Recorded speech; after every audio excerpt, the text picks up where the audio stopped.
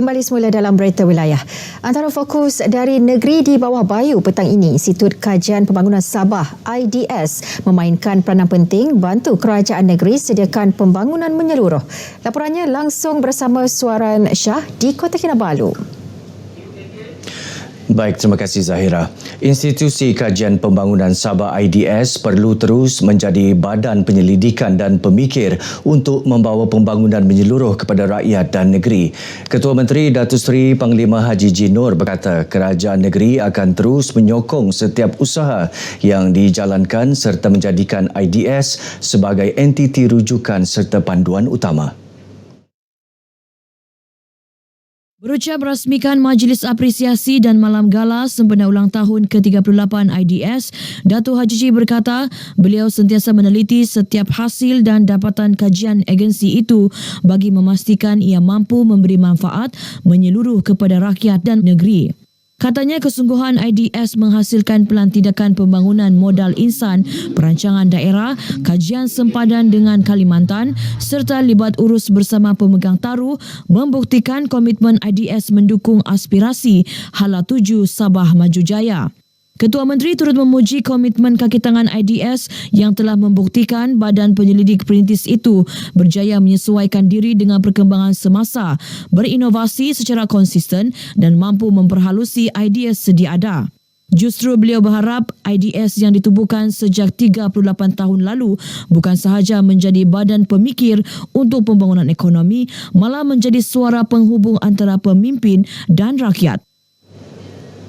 Kerajaan negeri disaran menawarkan kadar cukai lebih rendah kepada syarikat yang ditubuhkan di Sabah dalam tempoh 3 tahun pertama penubuhannya. Insentif seumpama dilihat mampu menggalakkan usahawan muda terlibat dalam perniagaan khususnya perusahaan kecil dan sederhana PKS. Perkara itu disuarakan Presiden Persatuan Transformasi Pembangunan Usahawan Sabah SET, Datuk George Lim dalam sidang media Kemaskini Cukai dan Belanjawan 2024 serta insentif environmental, social and governance di Ibu Negeri. Katanya PKS merupakan tulang belakang pertumbuhan ekonomi negara yang menyumbang 38.2% kepada keluaran dalam negara kasar KDNK. Katanya sektor berkenaan juga menyediakan 48.2% peluang pekerjaan. Basically, this is important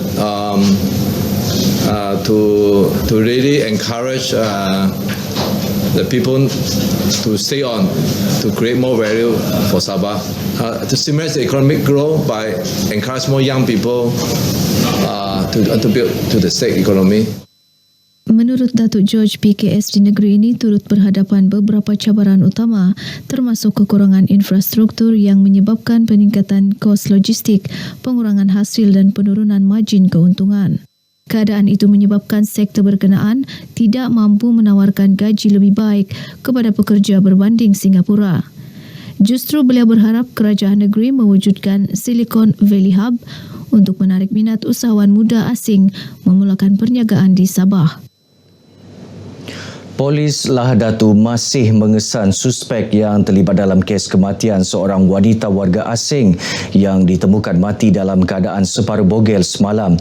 Mayat ibu kepada 5 anak yang dipercayai disamun dan dirogol itu ditemukan di kawasan Semak, Kampung Pisang, Lahadatu. Ketua Polis Daerah SCP Rohan Shah Ahmad dalam satu kenyataan berkata, mangsa berusia 36 tahun yang bekerja sebagai penebar roti canai di sebuah restoran ditemukan dengan kesan hentakan objek tumpul di bahagian kepala dan kesan kelar oleh senjata tajam di bahagian leher. Katanya berdasarkan siasatan, mangsa keluar bekerja pada pukul 6.15 pagi, namun dikatakan tidak datang bekerja oleh majikan yang menghubungi keluarga mangsa untuk mengetahui keberadaannya.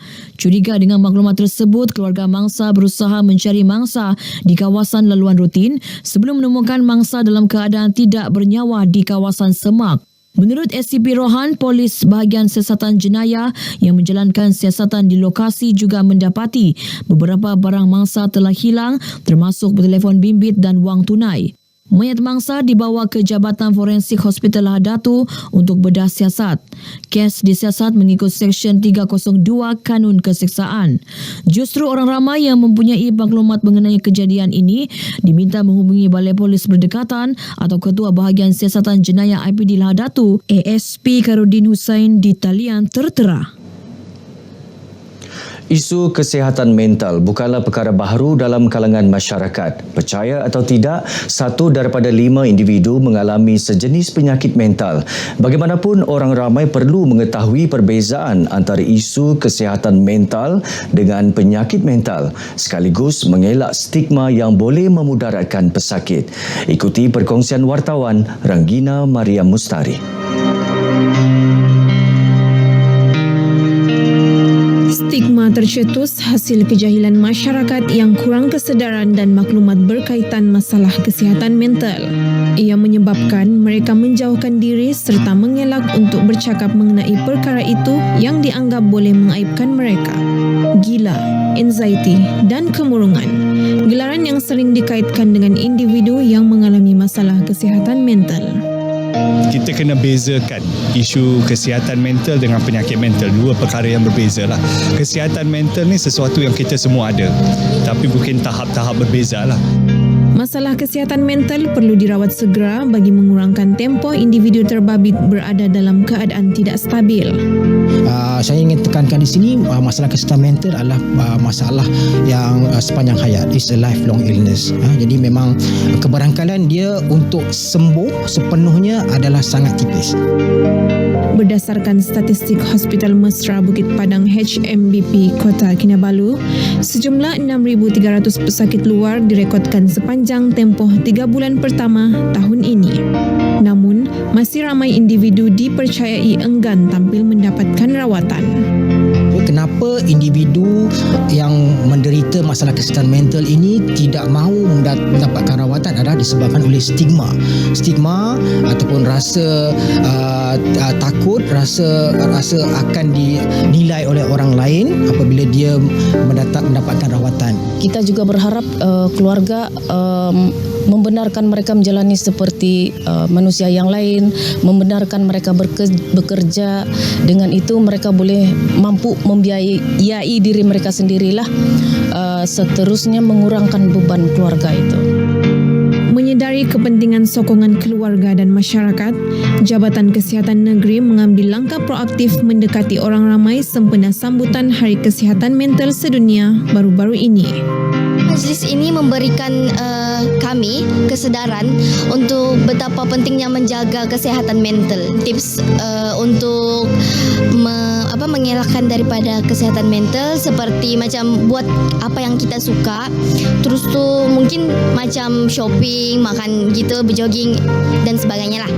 Masalah mental dalam kalangan remaja zaman sekarang ni dia semakin meningkat. Jadi cara untuk saya tangani dia, contohnya saya boleh minta saya luahkan perasaan saya kepada orang-orang terdekat, macam cikgu ke, bestie saya ke, family. Saya tahu yang macam mana sakit mental ni juga dia ada pandangan-pandangan dia lah.